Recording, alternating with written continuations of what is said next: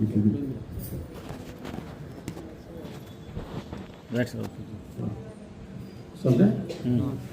నమో భగవతే వాసుదేవాయ.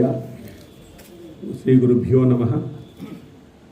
మరి 24 లక్షల జీవరాశుల్లో మానవ జన్మ అత్యంత ఉన్నతమైనది అని మనము తెలుసుకున్నాం. మరి ఇట్లాంటి మానవ జన్మను తరింప చేసుకోవడానికే ప్రతిరోజు కూడా భగవన్ నామస్మరణ చేయాలి అని చెప్తుంది. ఎందుకంటే భగవన్ నామస్మరణ చేయడం అనేటువంటిది ఒక కృతజ్ఞత లాంటి. ఎవరైనా ఒకరు టీ ఇప్పిస్తేనే మీరు 2 సార్లు టీ ఇచ్చినారు మాకని ఎన్నోసార్లు చెప్పుకుంటాం. మరి భగవంతుడు మనకు శరీరాన్ని ఇచ్చినాడు, అందాన్ని ఇచ్చినాడు, ఐశ్వర్యాన్ని ఇచ్చినాడు, ఎన్నో సుఖాలను కలిగిస్తున్నాడు. సో అలాంటి భగవంతుడిని మనము రోజు ఒకసారైనా గుర్తు చేసుకోవాలి. మరి భగవంతుడిని ఆర్తితో పిలిచేవాళ్ళు కొంతమంది అయితే, అర్థార్థితో పిలిచేవాళ్ళు కొంతమంది అయితే, జిజ్ఞాసతో పిలిచేవాళ్ళు కొంతమంది అయితే,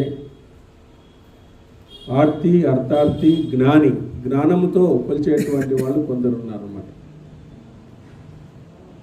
ఆర్తితో పిలుస్తారు. ఆర్తి అంటే స్వామి నా కోరికలు కొన్నైనా తీర్చు నువ్వు అని చెప్పేసి ఆర్తితో పిలుస్తారు. కొంతమంది అర్థార్థి, నాకు చాలా ప్రాబ్లమ్స్ ఉన్నాయి, ఏమైనా మాకు వచ్చేటట్లుగా చేయి అని చెప్పేసి అర్థార్థిగా పిలిచేటువంటి వాళ్ళు కొందరు ఉంటారు.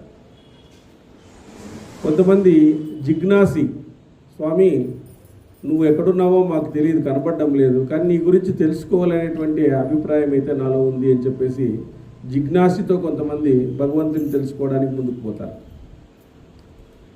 కొంతమంది జ్ఞానంతో తెలుసుకుంటారు అంటే జ్ఞానంతో వాళ్ళు సత్యాన్ని కనుక్కుంటారు. తమకున్నటువంటి జ్ఞానంతో సత్యాన్ని కనుక్కొని భగవంతుడిని చూడగలుగుతారు. అట్లాంటి వాళ్ళే ఎక్కువ ఉంటారు కొంతమంది.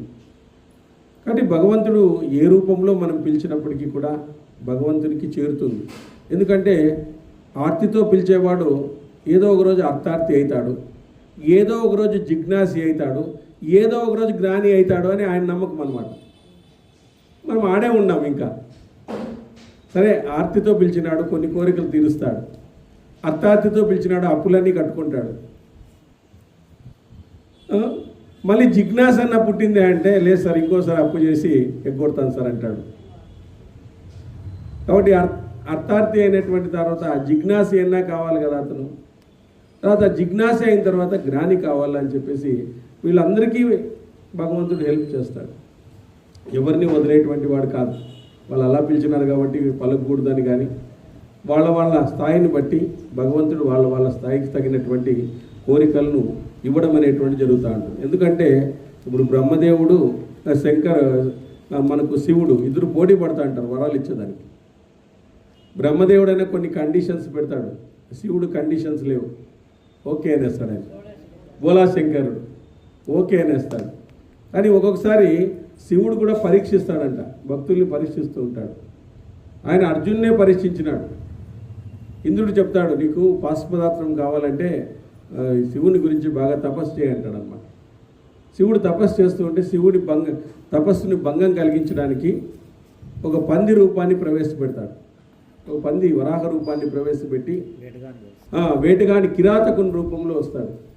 కిరాతకుని రూపంలో వస్తే అప్పుడు ఆ పంది అడ్డం పడుతూ ఉంటే తపస్సుకి బాణం వేస్తాడు, ఆయన బాణం వేస్తాడు. ఇద్దరు కొట్లాడుకుంటారు, నా బాణం తగిలి చనిపోయింది, నా బాణం తగిలి చనిపోయింది అని చెప్పేసి ఇద్దరు కొట్టుకుంటారు అన్నమాట. కొట్టుకుని యుద్ధమే చేస్తారు. లాస్ట్ యుద్ధమే చేసి శివుని నెత్తి మీద కొడతాడు అర్జునుడు. కానీ ఎంతసేపుకి శివుడు ఓడిపోకపోతే ఆయనకి ఆశ్చర్యమవుతుంది. నా అంత బలం ఉండేటువంటి వాడు కర్ణుడే కదా, ఇంకా అంతకంటే మించినటువంటి వాడు ఇవ్వడున్నాడప్ప, అంతో ఎంతో నాకు సమవుజ్జి అంటే కర్ణుడే తప్ప ఎవరు లేరు కదా, ఎవరు ఈయన అని చెప్పేసి కనుక్కొని శరణాగతి అయిపోతాడు. స్వామి నేను చేసింది చాలా మహా అపరాధము, ఇంక నుంచి అలాగా చేయను అని చెప్పేసి సర్వస్వ శరణాగతిగా మారుతాడు. ఇప్పుడు భగవంతుడు ఆయన లేవదీసి, నేను నిన్ను పరీక్షించడానికి వచ్చినానయ్యా, నీకు పశుపదార్థం ఇచ్చేస్తాను అనుకో అని చెప్పేసి పశుపదార్థాన్ని ఇస్తాడనమాట. అట్లా తనను బాధించినటువంటి వాళ్ళకు కూడా ఆయన శరణు అంటే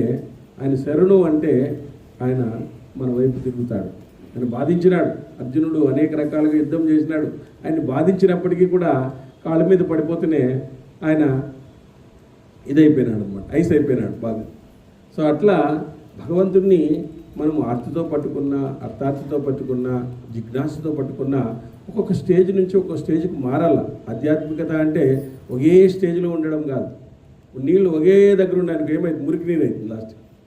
అది పారుతూ ఉండాలి ముందుకి. ఒకే స్టేజ్లో వండుకోకుండా ముందు దాన్ని మనం ప్రయత్నం చేయాలి.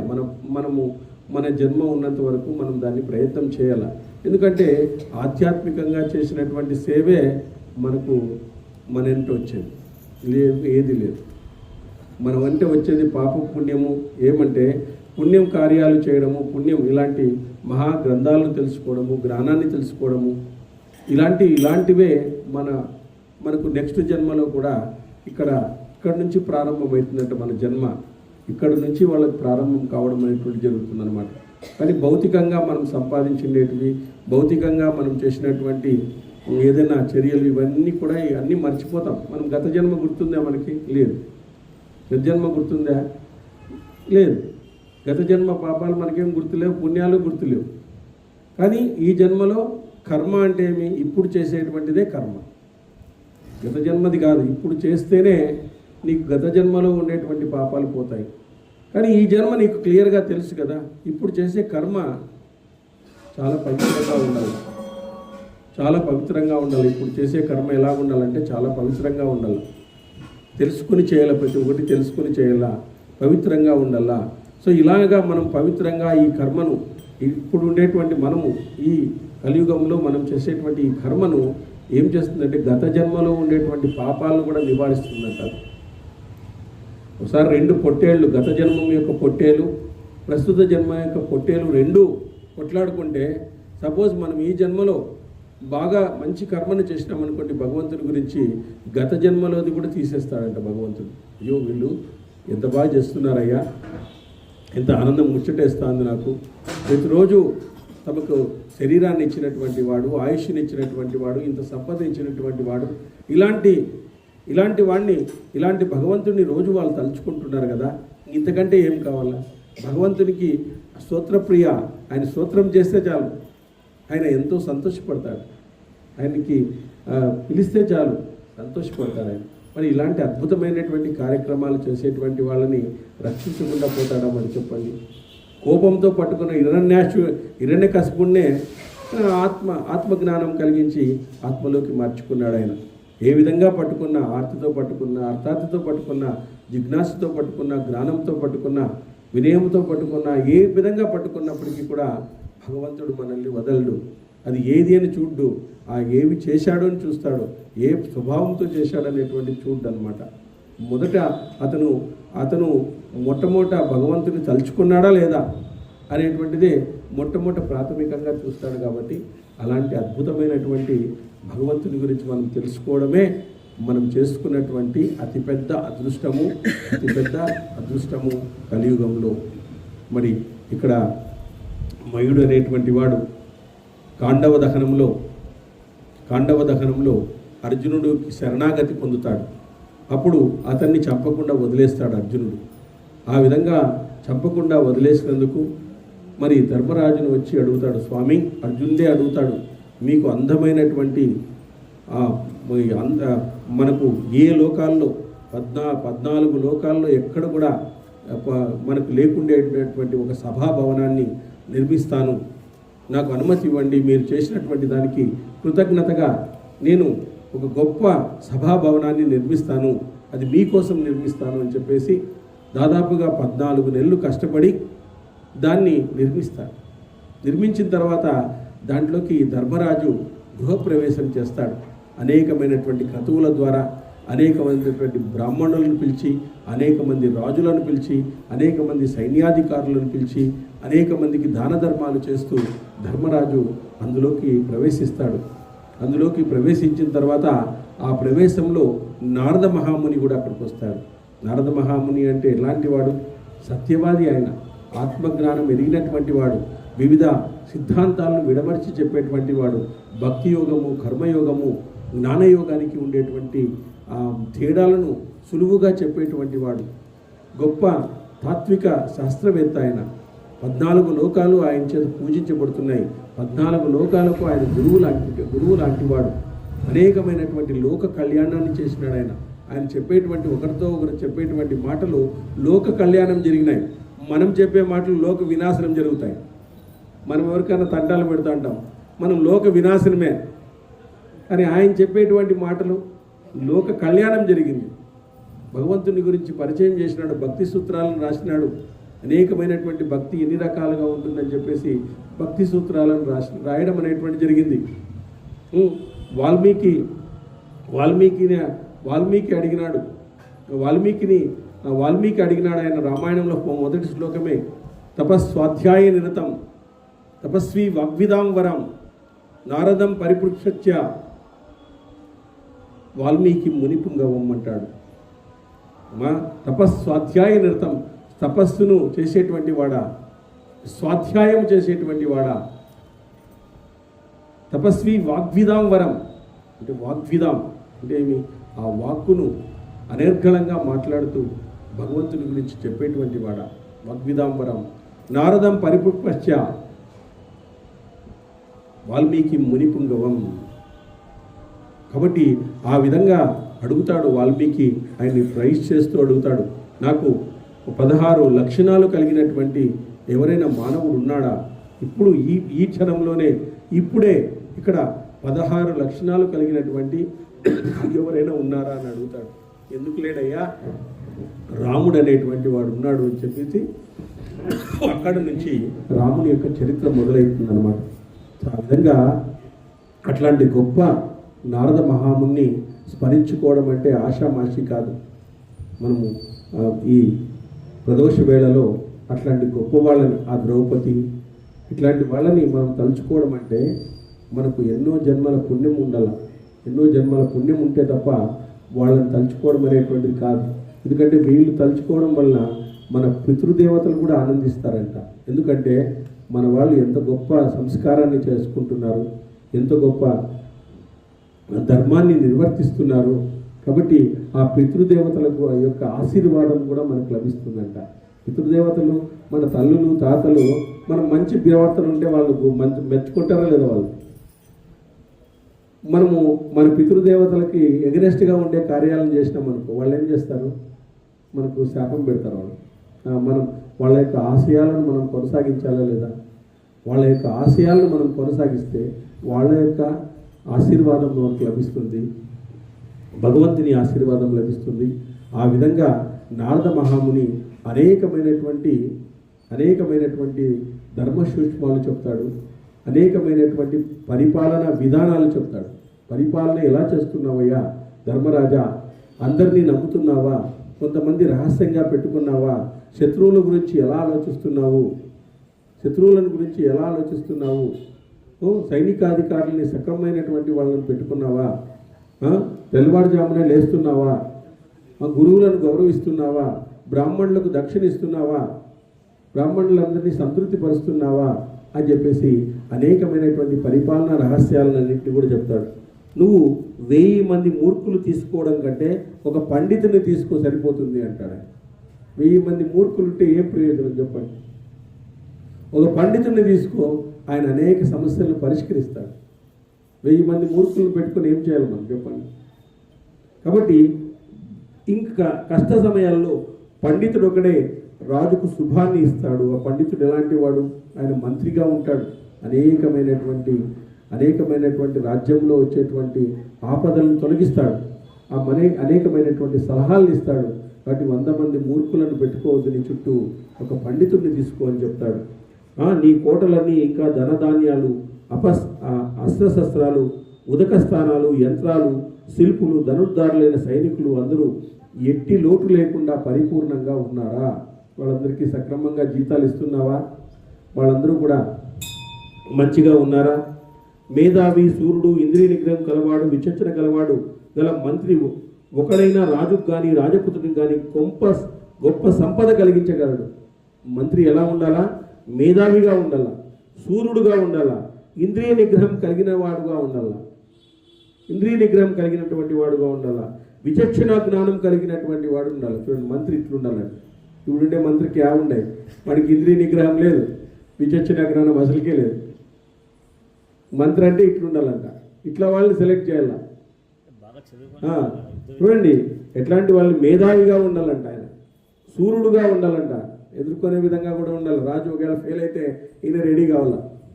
నెక్స్ట్ ఇంద్రియ నిగ్రహం కలవాడుగా ఉండాలా, విచక్షణ జ్ఞానం కలిగిన ఒక మంత్రినైనా నియమించుకున్నావా నువ్వు?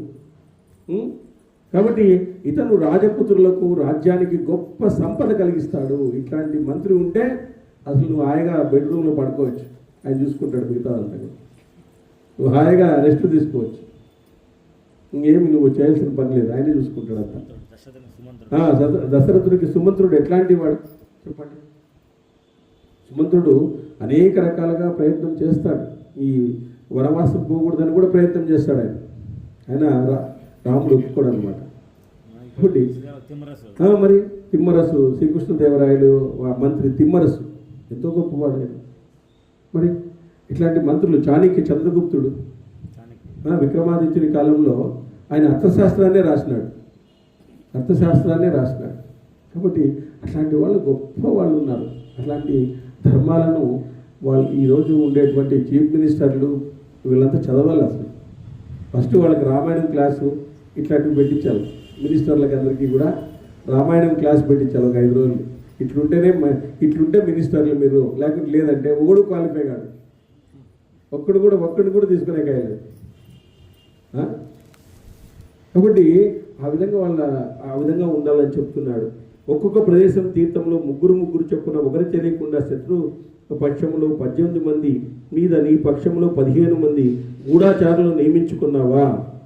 గూఢాచారులు నియమించుకోవాలి.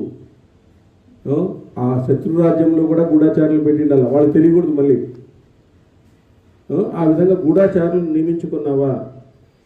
శత్రుసూదన, నువ్వు శత్రువుల నుంచి అజ్ఞాతంగా ఉంటూ నిత్యం జాగృతమై ఉంటూ వాళ్ళ కలయికలను చేష్టలను ఒక కట్టితో కనిపెడుతున్నావా? నువ్వు ఎట్లా ఉండాలా? అజ్ఞాతంగా ఉండాలా, కానీ శత్రువుల యొక్క కదలికలను గమనిస్తూ ఉండాలి.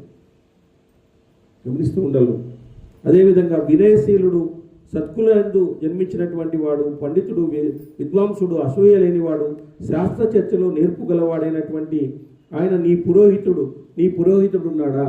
పురోహితుడికి కూడా క్వాలిఫికేషన్స్ ఇచ్చినాడు.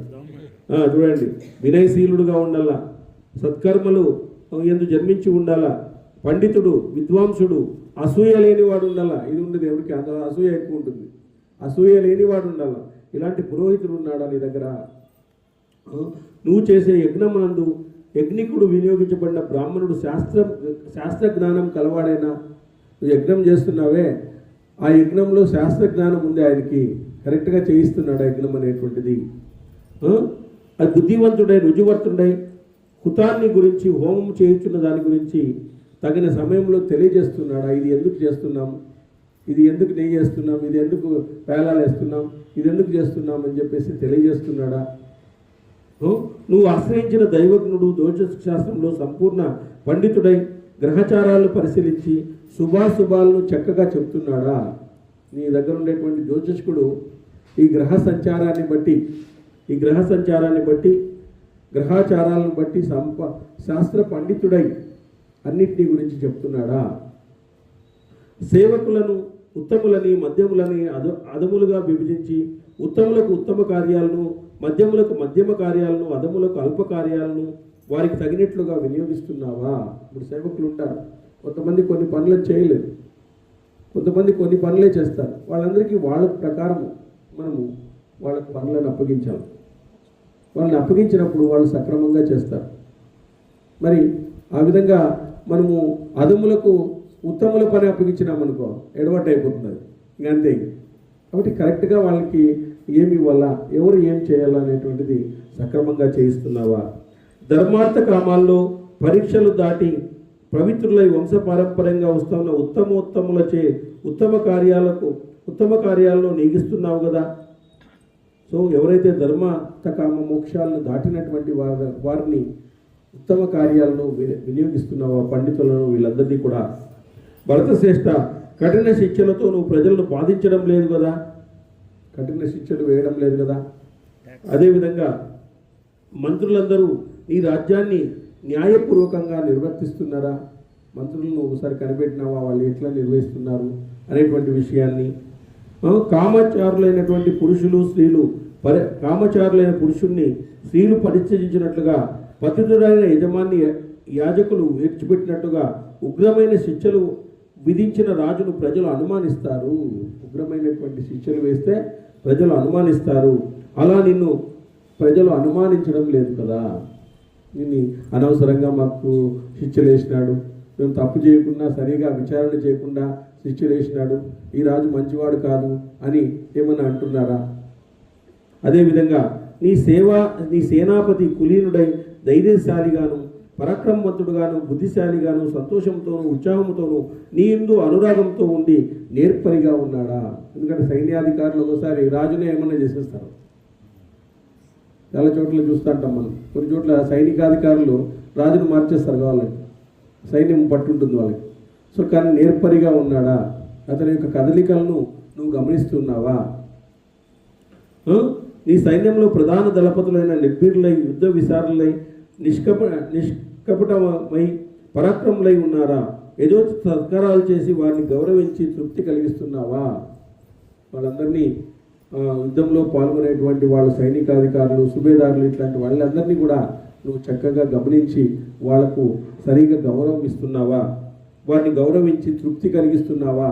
వాళ్ళకు కావలసినటువంటి వేతనాలు ఇవన్నీ కూడా సక్రమంగా ఇస్తున్నావా లేదా?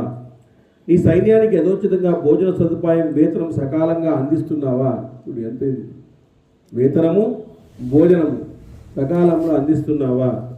కానీ వేతనాలను ఆలస్యం కాకుండా తక్కువ కాకుండా అందిస్తున్నావా?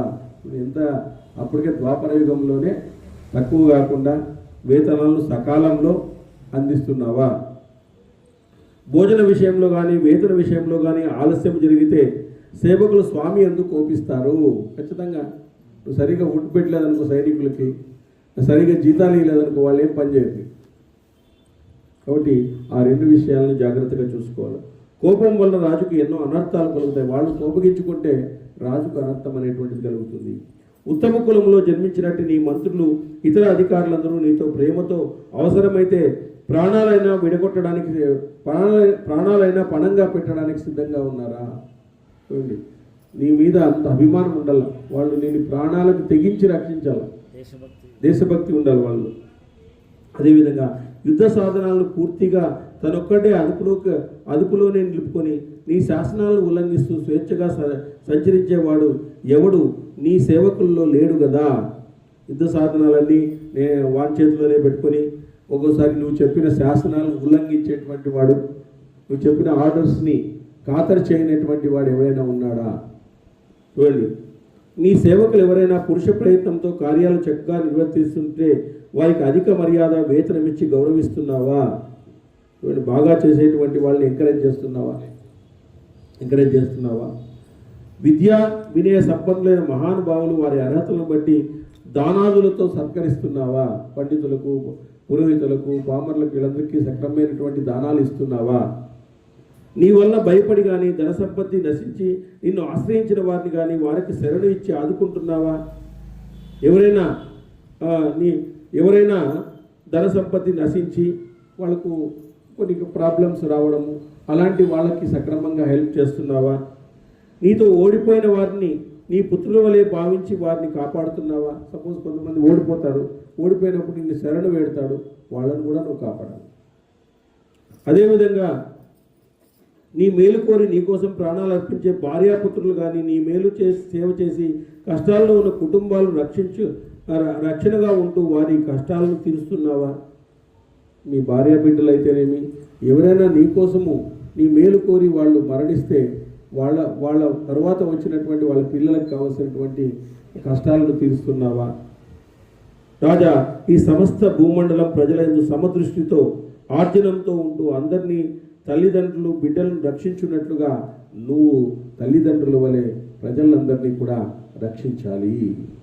తల్లిదండ్రులు ఒక మాతాపితరులు ఎట్లయితే ఉన్నారో ఇప్పుడు వాగర్తాది సంతృప్త వాగర్త ప్రతిపత్తయే జగతపితరవు వందే పార్వతీ పరమేశ్వరవు అంటారు. ఈరోజు ఆది దంపతులుగా ఉండి మనల్ని అందరినీ రక్షించేటువంటి వాడు పార్వతీ పరమేశ్వరులు. అలాంటి పార్వతీ పరమేశ్వరులే మనకు రక్షణ. ఈరోజు వాళ్ళే మనల్ని రక్షిస్తుండేది. కాబట్టి ఆ విధంగా తల్లిదండ్రుల స్థానంలో ఉండి వాళ్ళందరినీ కూడా నువ్వు రక్షిస్తున్నావా? భరతకుల శ్రేష్ఠ, నీ శత్రువు స్త్రీ జూదము మొదలైన వ్యసనాలతో చిక్కుని కష్టాల్లో చిక్కున్నాడని తెలిస్తే అతనిపై త్రివిధ బలాలైన మంత్రకోశ సైన్య బలాలను ఉపయోగించి అమిత వేగంతో పరాక్రమించి అతని రాజ్యాన్ని ఆక్రమించుకుంటున్నావా? ఏ రాజైనా శ్రీలోనుడైతే శత్రువు అయితే జూదాన్ని ఆడుతూ ఉంటే అలాంటి వాడిని నువ్వు తుదముచ్చిస్తున్నావా? ఎందుకంటే అట్లాంటి వాడిని రాజుగా కొనసాగించకూడదు. నువ్వు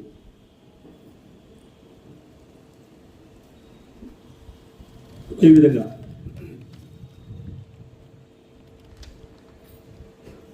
శత్రు సంహారక మొదలకు పార్నిగ్రహులు మొదలైన 12 మందిని గురించి తెలుసుకొని అప్పుడు నీ కర్తవ్యాన్ని నిర్ణయించుకొని నువ్వు ఏ పక్షంలో ఉన్న పరాజయకారులైనటువంటి దైవం మానుష వ్యసనాలను సరిచేసుకొని నీ సైనిక బలానికి ముందుగా జీతాలు చెల్లించి యాత్రను ప్రారంభిస్తున్నావా?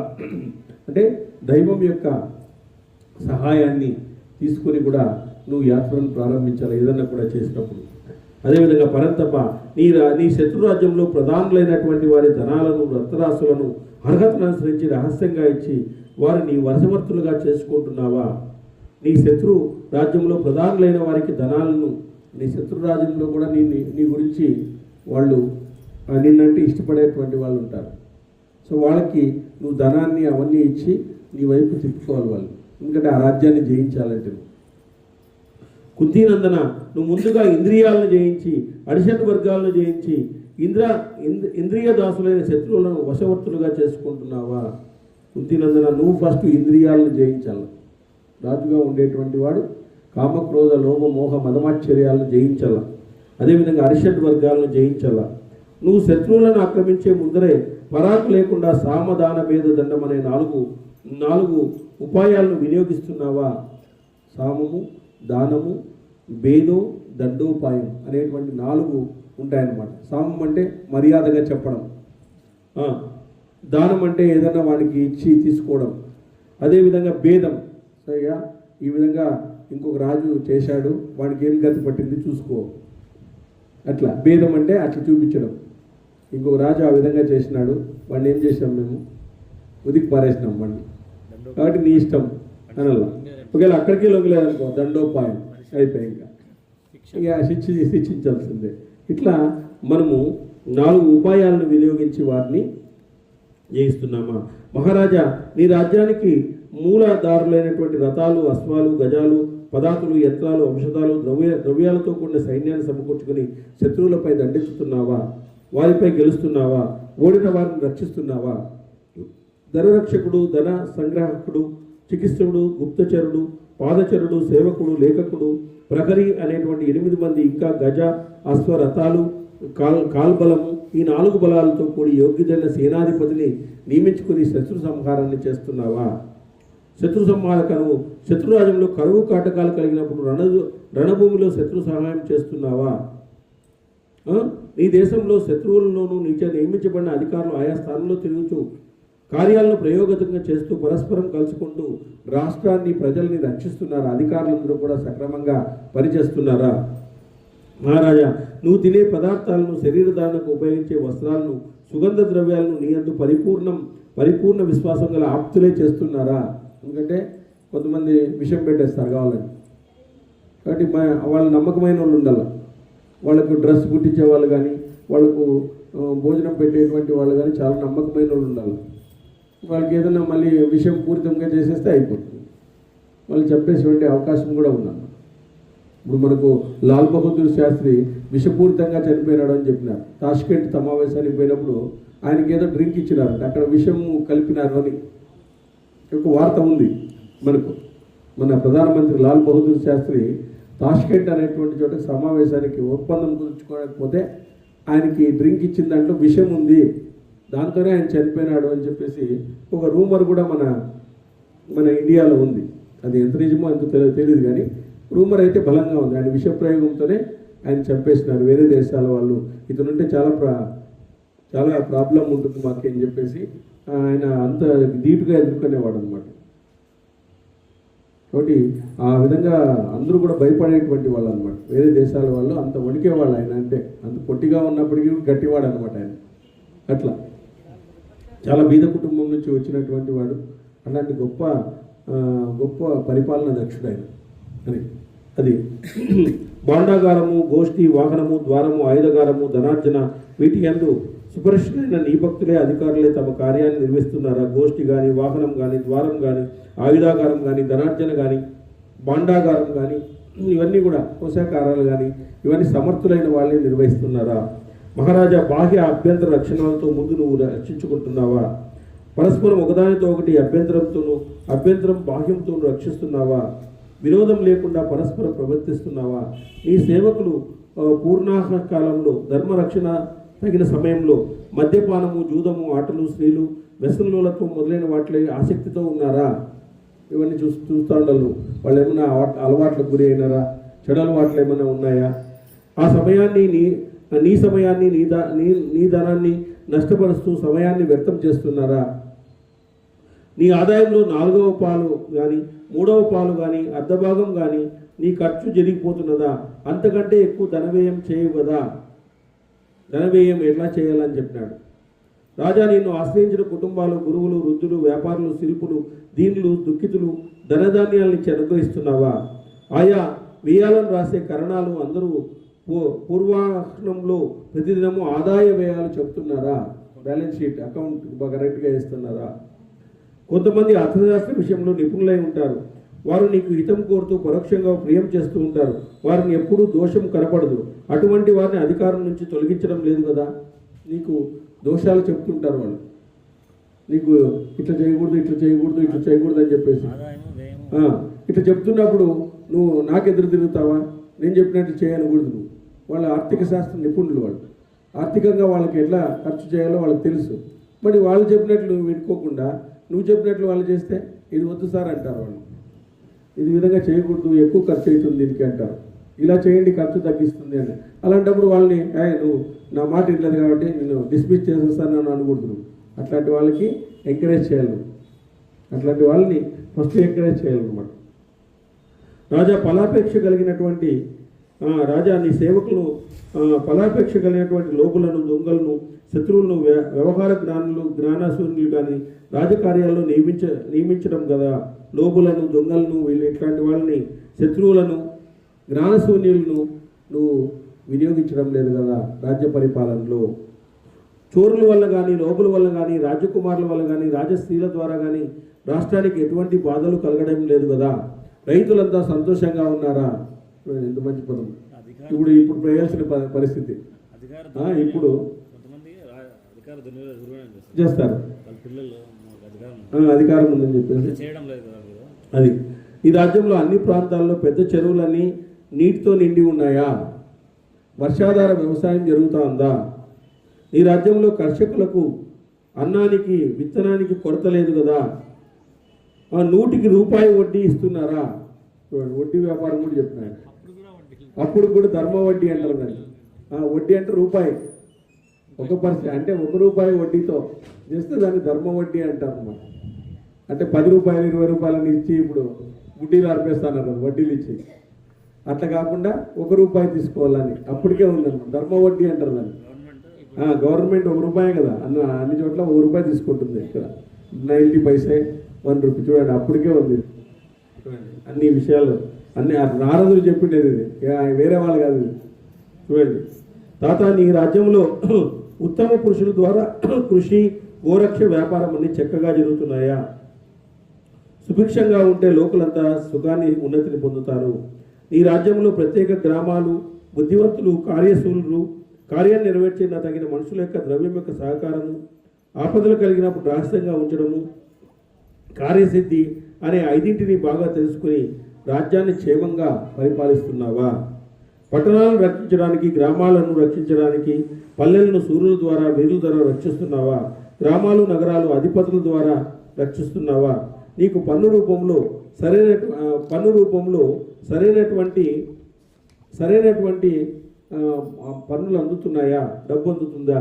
ఈ రాజ్యంలో రక్షక భటులు సైన్య సహకారులై బందిపోట్లను అంచడానికి సరైన మార్గాలను ఎన్నుకుంటున్నారా? నీ రాజ్యంలో స్త్రీ సంరక్షణలో సంతృప్తి చెందుతున్నారా? స్త్రీలంతా సంతృప్తిగా ఉన్నారా? చూడండి, వారంతా విశ్వాసంతో ఉన్నారా? అమండలకరమైనటువంటి వార్తలు విన్నప్పుడు ఆ సమాచారాన్ని తీవ్రంగా, ఆ విధమైన సమాచారాన్ని తీవ్రంగా ఆలోచిస్తున్నప్పుడు కానీ అంతఃపురంలో స్త్రీలు ఆనందంగా మునిగి తేలుతూ ఉండవు కదా. ఏదైనా అమంగళకరమైనటువంటి మాటలు విన్నప్పుడు ఏమైనా కాకుండా అని చెప్పేసి నువ్వు ఇక్కడ స్త్రీలోలుడై ఉండడం లేదు కదా. నువ్వు రాత్రిళ్ళు ప్రథమ యామంలో, రెండవ జామంలో నిద్రపోయి చివరి యామంలో నిద్ర మేల్కొని ధర్మాన్ని, అర్థాన్ని గురించి ఆలోచిస్తున్నావా? చూడండి, మొట్టమొదట మనం ధర్మాన్ని ఆచరించాలంట, మళ్ళీ అర్థాన్ని సాధించాలంట, సాయంత్రానికి కోరికలను తీర్చుకోవాలంట, రాత్రికి మోక్షాన్ని ఆర్జించాలంట. అట్లా చెప్పినాడు అనమాట. సో పాండునందన, నువ్వు ప్రతిదినము ప్రభాత కాలంలో నిద్ర నుంచి మేలుకొని మంత్రులందరినీ కూర్చోబెట్టుకొని ప్రజానికానికి దర్శనమిచ్చి వారి యొక్క సమస్యలను అడుగుతున్నావా? ప్రజా దర్బారాన్ని ఇప్పుడు పెడతారు కదా, అట్లా అడుగుతారు కదా. ఎర్రని వస్త్రాలు ధరించి ఖడ్గపాండులైన భటులు నిరంతరము నీ చుట్టూ సావధానంగా రక్షకులై ఉన్నారా?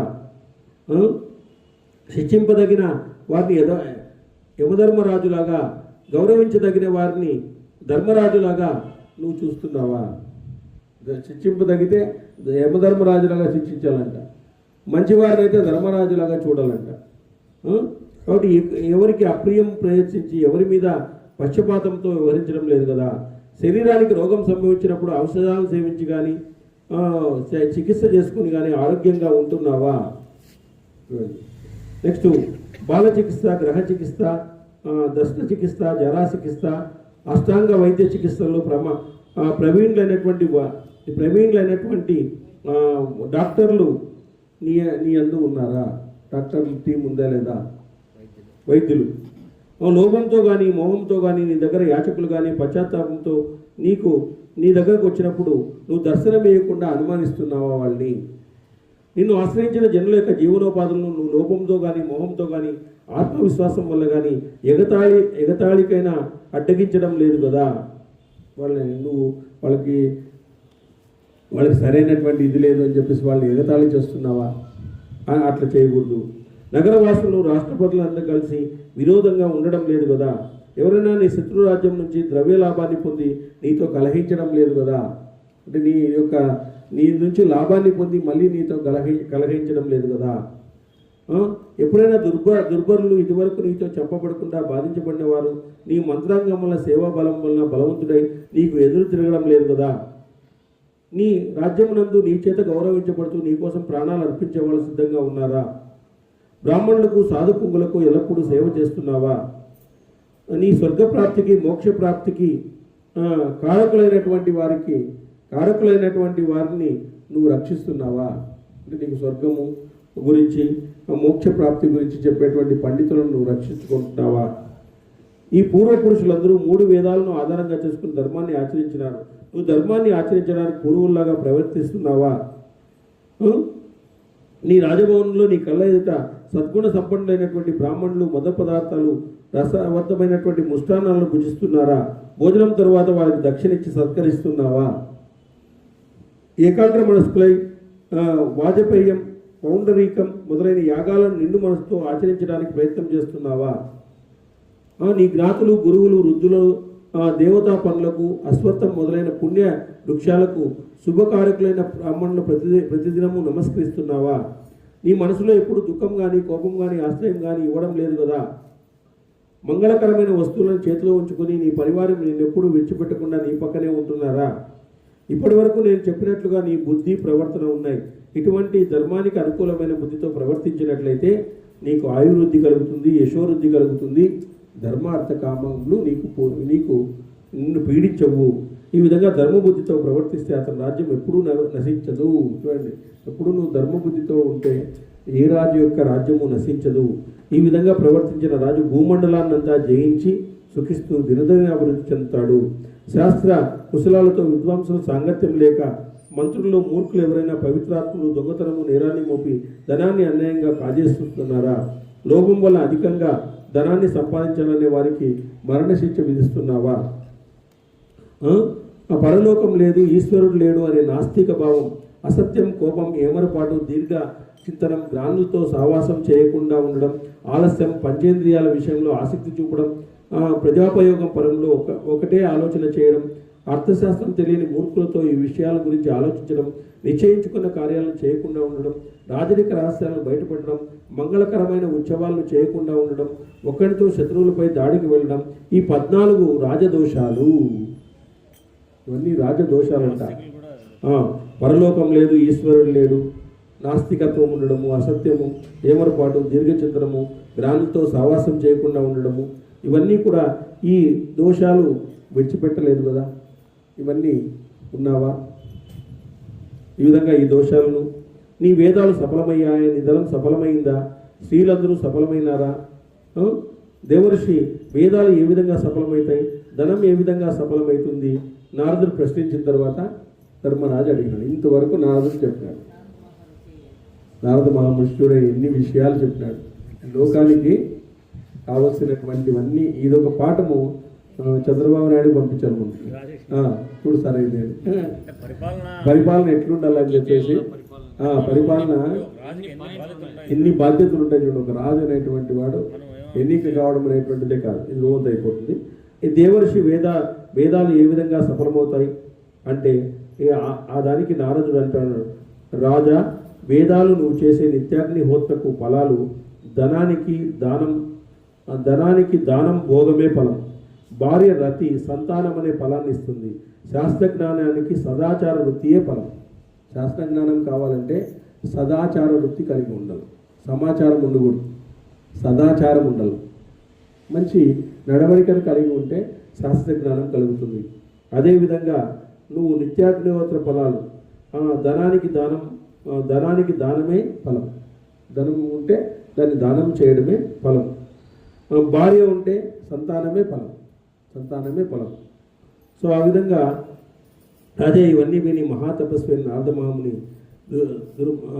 ధర్మాత్ముడైనటువంటి యుధిష్ఠిరుడు మళ్ళా ప్రశ్నిస్తున్నాడు.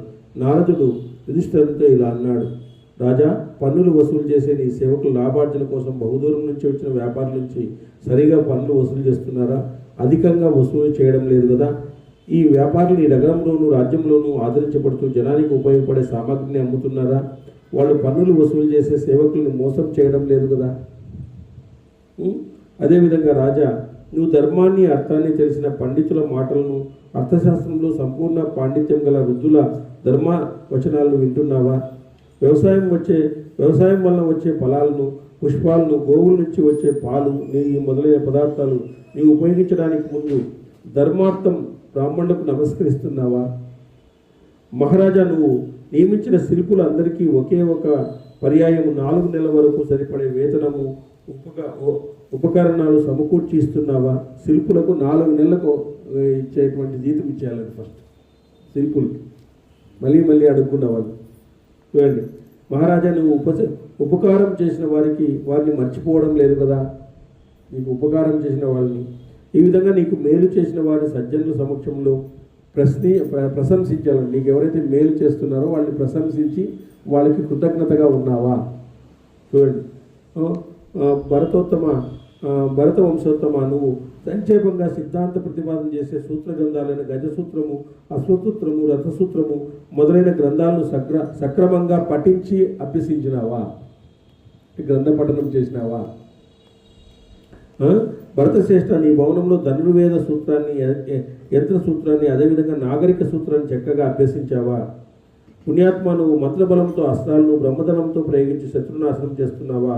వేదోక్తంగా శిక్షను విధించడానికి, అలాగే శత్రునాశనానికి విషప్రయోగ పరిశీలన చేశావా?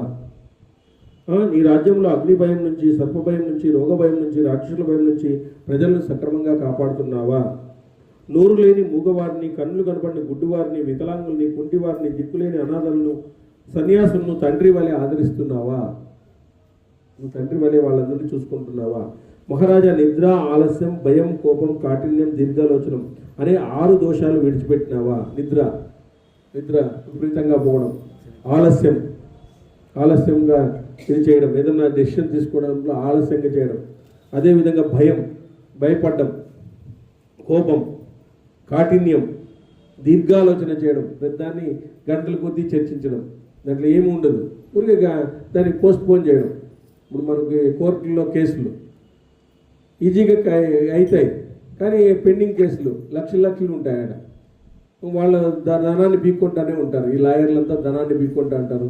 వాళ్ళు ఎందుకన్నా వస్తుందా కోర్టు కనిపిస్తుంది అనమాట. ఒకసారి వాడే కొన్ని వాళ్ళకి మేము వ్యాధి రావప్ప కోర్టుకి వెనక్కి ఇచ్చేయండి అనేటట్లా 7 ఏళ్ళకి 20 ఏళ్ళకి మనకి శిక్ష వేసేది. మనకి ఇమ్మీడియట్గా శిక్ష వేయదు, దీర్ఘాలోచన మీద వాయిదాలు వేసుకుంటా పోయేది అనమాట. అట్లా ఉన్నావా రాజా వైశంపాయన జనమే జయిస్తున్నాడు. రాజా కౌరవ శ్రేష్ఠుడు మహాత్ముడైన యుధిష్ఠిరుడు బ్రహ్మపుత్రులతో శ్రేష్ఠులైన నారద మహామునితో వార్తలు విని నారద మహాముని పాదాలపై పడి నమస్కరించి ఆనందముతో దైవ స్వరూపంతో ఇలా అన్నాడు, ఎన్నో విషయాలు చెప్పినావయ్యా, మాకు ఎన్ని విషయాలు చూడండి, అన్ని విషయాలు పరిపాలన ఎలా చేయాలా అనేటువంటి విషయాలను మాకు తెలియజేసినావు. ఇంతకంటే అదృష్టం ఏముంది మాకు చెప్పండి అనేటువంటి వాళ్ళు. యుధిష్ఠిరుడు నారదుతో, దేవఋషి మీరు ఏం ఉపదేశించారో నేను అదే విధంగా చేస్తాను. మీరు చేసిన ఈ ప్రబోధం వలన నా బుద్ధి ప్రజ్ఞ పెరిగినాయి, నాకు కొన్ని విషయాలు తెలిసినాయి. యుధిష్ఠిరుడు ఇలా చెప్పి సముద్ర పర్యంతం గల మహిమండలాన్ని చక్కగా పరిపాలించినాడు. చూడండి, ఒక గొప్పవాడు, ఒక నారదుడు, ఒక గురువు వచ్చి ఆయన అన్నీ చెప్పడం వల్ల ధర్మరాజుకు భూమండలంలో అంత పేరు వచ్చిందనమాట. ఆ విధంగా నారదుడు అంటున్నాడు, ఏ రాజైనా ఈ ప్రకారం చాతుర్వర్ణ వారిని వారి వర్ణాశ్రమ ధర్మాలను కాపాడుతూ రాజ్యాన్ని పరిపాలిస్తాడో అట్టివాడు ఈ లోకంలో అత్యంత సుఖాన్ని అనుభవించి చివరకు దేవరాజు అయినటువంటి ఇంద్రలోకాన్ని పొందుతాడు. ఇంద్రలోకమే పొందేస్తాడు ఆయన, అంత గొప్ప రాజు అవుతాడు. చాతుర్వర్ణాలకు అనుగుణంగా వాళ్ళకు కావలసినటువంటి సదుపాయాలను కలిగించి ఇలాంటి గొప్పమైనటువంటి కార్యాలను చేయగలిగితే ఆయన ఇంద్రునితో సమానమవుతాడు. దేవరాజు అనేటువంటి ఇంద్రలోకాన్నే ఆయన చేరుతాడు అని చెప్పేసి అద్భుతమైనటువంటి వ్యాఖ్యానాన్ని మనకు నారద మహాముని ఈరోజు ప్రజెంట్ జరుగుతున్నటువంటి పరిపాలనకు సంబంధించిన అనేక విషయాలు ఈరోజు ఉండడం అనేటువంటి జరిగిందన్నమాట. కాబట్టి నిరక్షర పదపృష్టం మాత్రాహీనం తెలుసుకోవే సత్సర్యదేవ నారాయణ నమోస్తుతే.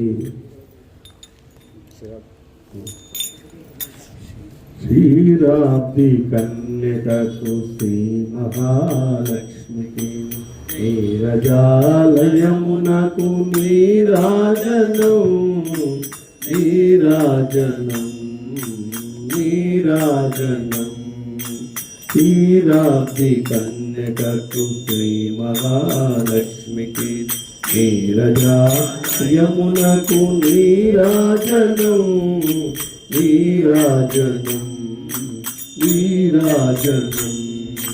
జలజాక్షి మోమునకు చక్కవకు చంబులకు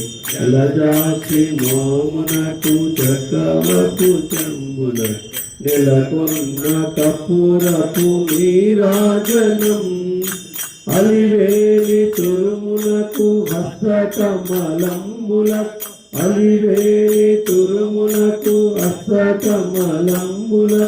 నిలుమాణిక్యముల నీరాజనం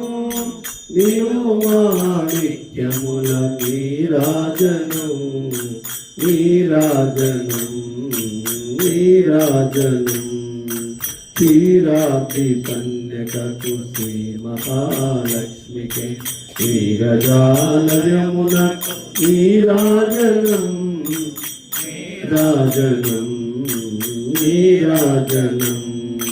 చరణకిసలయములకు సఖియరంగోరులకు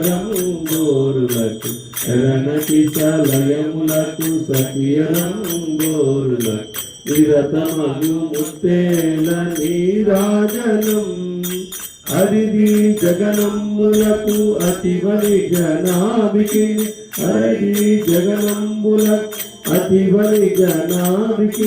నిరతినావరణ నీరాజనం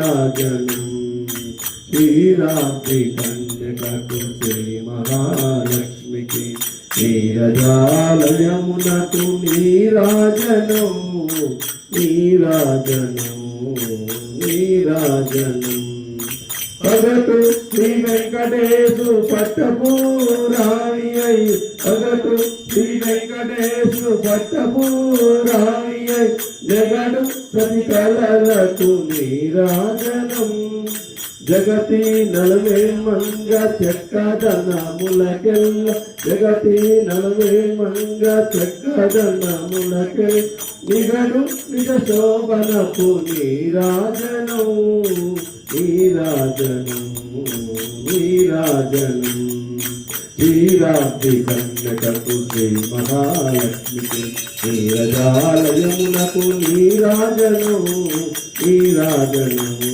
నీరాజనం నీరాజనం నీరాజనం శ్రీ అత్కాంతాయ కళ్యాణ నిదయే నిదయేతినా శ్రీ వెంకట నివాసాయ శ్రీనివాసాయ మంగళం నిత్యాయ నిరవధ్యాయ సత్యానంద చిదాత్మనే సర్వాంతరాత్మనే శ్రీమద్వెంకటేశాయ మంగళం.